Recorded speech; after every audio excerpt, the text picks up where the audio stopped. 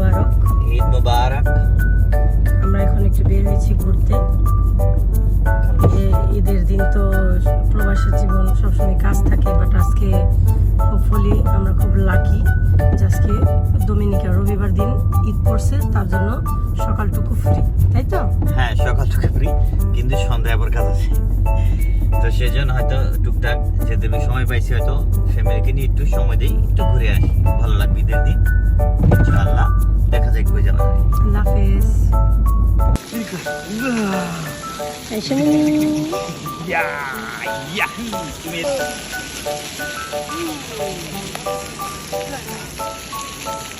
সেন্টারে আসছি আয়শাকে নিয়ে।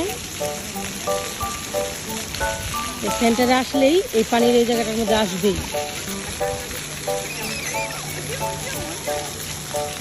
আয়শা, আমাদের খাবার এসে গেছে।